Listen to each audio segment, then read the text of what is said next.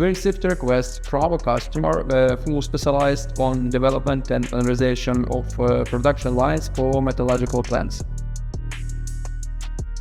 Our task was to design a hydraulic system for a continuous casting machine.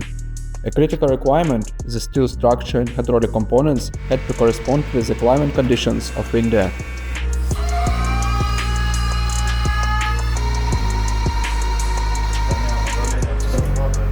The solution included hydraulic tank and piping, which made of stainless steel. A hydraulic power unit with two 55 kW electric motors and variable displacement pumps, delivering a total flow rate of 270 liters per minute. Customized control manifolds. An accumulator station for pulsation dampening and energy accumulating. A pneumatic circuit in separate box.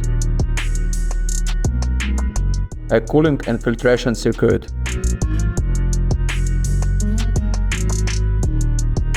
We applied a special anti-corrosion coating to protect surface in high humidity environments. The entire project, from receiving the technical specification to shipment, was completed within 10 weeks. Today, this hydraulic system is operating efficiently in metallurgical plant in India, and our customer is absolutely satisfied with it.